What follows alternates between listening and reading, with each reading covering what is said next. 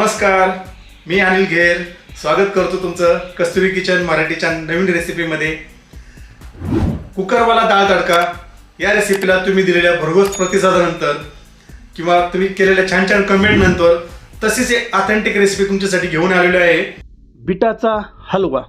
आता हलवा बिटाचा असू द्या किंवा मग गाजराचा असू द्या, नाहीतर मग दुधी भोपळ्याचा असू द्या, कुठलाही हलवा असू द्या, मी सांगितलं या पद्धतीने बनवला की तुमचा हलवा आजपर्यंत नसन पाहिला असा बनवून होणार 100%। आता आपण मार्केटमधून गुलाबजाम आणतो किंवा इतर मिठाई आणतो, त्यात फक्त मैदा आणि वनस्पतीयुक्त डालडा वापरलेला असतो, पण इथं आपण फक्त 4 गोष्टी वापरतोय। एक तर शुगर, दुसरं मिल्क, त्यानंतर बीटरूट आणि घी, या 4 गोष्टी वापरून आपण तो हलवा बनवलेला आहे। आता हलवा बनवण्यासाठी मी इथं काही बीट घेतलेत, म्हणजे जवळजवळ 1.25 किलो बीट आहे ते, त्याच्यावरली साल मी पूर्णपणे काढून घेतोय। साल काढून झाली की आपल्याला एक मोठी होलवाली खिसणी घ्यायची। तुमच्याकडे जर ऑल इन वन असेल तर मोठं होलवालं साईड त्याची बाजू निवडा आणि त्यानंतर हात सांभाळून आपलं सर्व बीट खिसून घ्या आणि अशा प्रकारे त्याचा खीस बनवा।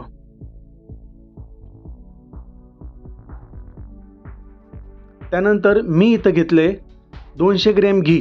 जर तुम्हाला घी जास्त आवडत नसेल तर तुम्ही अगदी 50 ग्रॅम 20 ग्रॅम घेतलं तरी चालेल, म्हणजे 3-4 चमचे घेतलं तरी चालेल।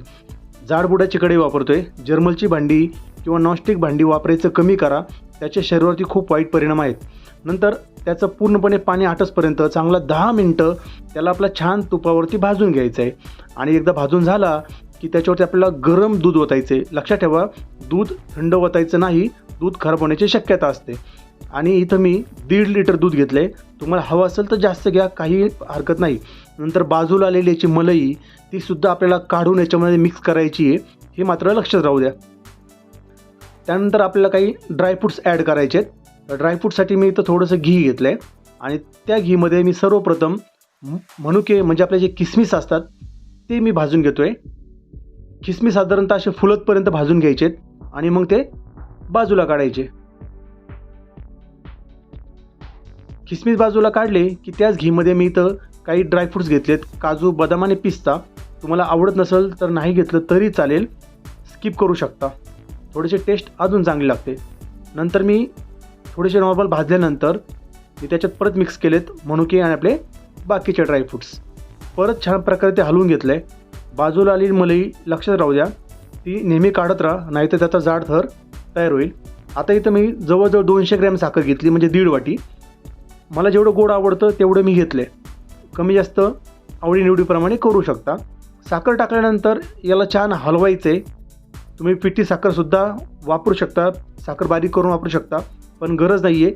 हलवा शिजायला जवळजवळ 25 ते 30 मिनटं लागतात, त्यामुळे साखर पूर्णपणे विरघळते आणि आपला जो पिंक कलर आलेला असतो तो साखर टाकल्यानंतर परत बिटासारखाच नॅचरल कलर यायला मदत होते, त्यामुळे याच्यात कुठलाही कलर वगैरे टाकायची गरज पडत नाही। साधारणतः 15 ते 20 मिनटानंतर हलवा आपला दूध आपलं आटायला चालू होतं आणि त्याचं रूपांतर आपलं हे खव्यामध्ये व्हायला चालू होतं। तर इथं मी थोडीशी विलायची पावडरसुद्धा टाकलेली आहे, नंतर परत टाकणार आहे। हलवा बनवता नेहमी काळजी घ्या, हलवा खाली लागणार नाही याची काळजी घ्या, त्यामुळे असं थोडंसं हलवत राहा आणि आपलं तूप सुटलं की समजून जायचा आपला हलवा तयार झाला आहे। एकदम छान असा मऊसूत हलवा तयार होतो, वेगळा त्याला खवा वगैरे वापरायची गरज पडत नाही।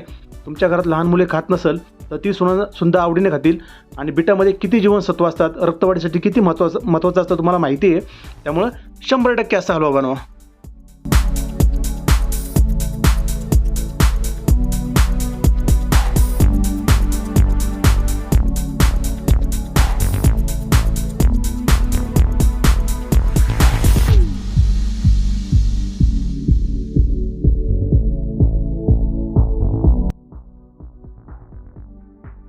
एकदम परफेक्ट।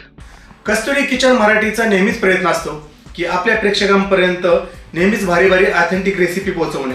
म्हणूनच बिटाचा हलवा बनवताना ज्यावेळेस आपण त्याला तुपात भाजून दूध टाकतो त्यावेळेस दुधाचा खवा तयार होता होता त्याच्या प्रत्येक कणाकणापर्यंत ते पोहोचतं आणि त्याचा जो काही स्मेल असतो तो पूर्णपणे कमी होतो आणि त्याचा स्मेल एका भारी टेस्टमध्ये रूपांतर होतं।